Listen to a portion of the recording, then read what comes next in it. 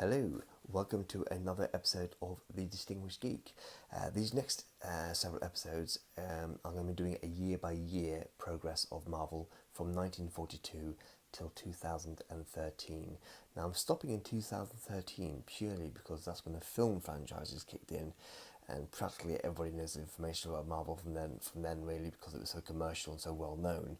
But the years prior to that, it was a little bit more vague and not as well known, and it will also be showing how Marvel had to adapt through sort of world circumstances to stay in the market. Right, so let's get started.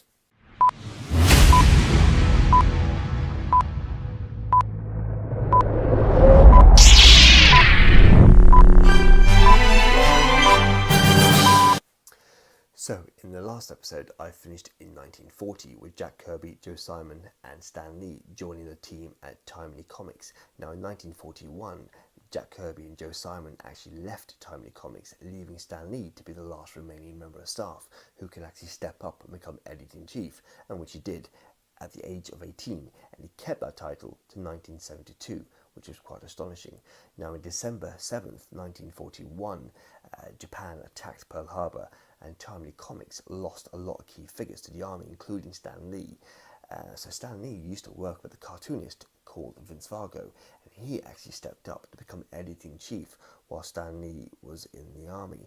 Carl Burgos, who was the creator of the Human Torch, and Bill Everett, the creator of the Submariner, also joined the army, and later Jack Kirby and Joe Simon would do as well. So Timely Comics did lose quite a lot of key figures in this time, but they were still able to release new comic books and characters, which was fantastic. And the first one was in January, called Citizen V. And Citizen V was a British lieutenant called John Watkins, who was actually gunned down by a German warplane, but miraculously survived. And he agreed to go behind enemy lines to fight the Germans and to inspire the European people to stand up against the Germans. And he adopted disguise with a V standing for victory. In April, Timely Comics released the Joker comics, which were also known as comedy comics, and as the title says, it's just pure comedy. And they released a debut character called Powerhouse Pepper, which was a competent boxer who was slightly dim-witted. And then in July, they brought out the Funny Animal comics. Now, in theatres in 1940s, before the films, they would show cartoon shorts featuring funny animals, and so Martin Goodman capitalised on the popularity of this and moved Timely Comics into the funny animals genre. And Stan Lee came up with the name of a character called Ziggy Pig.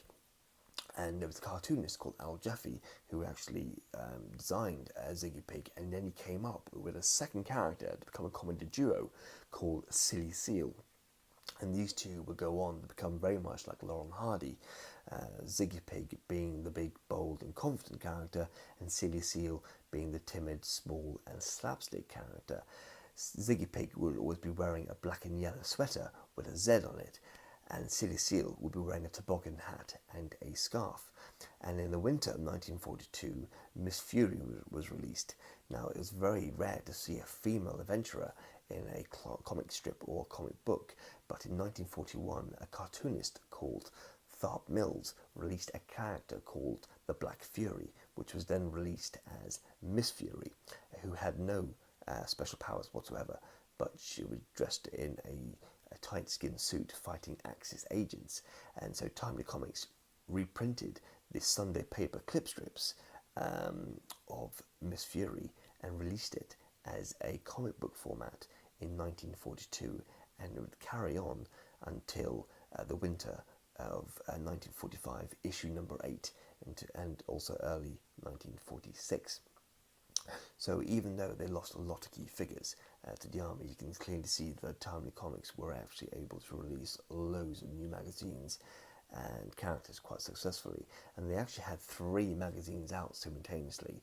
So they had the comedy comics, they had Captain America comics, and they also had the USA comics, which featured a character called Major Liberty, who was actually fighting the Japanese officers. And in the top right hand corner of the magazine, there was always a disc that said, "Remember Pearl Harbor."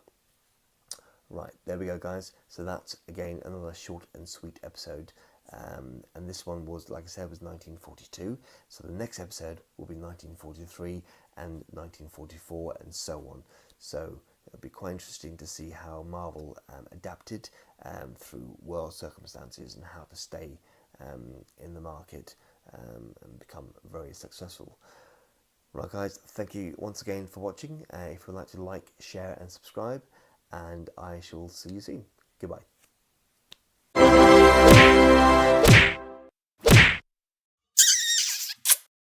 The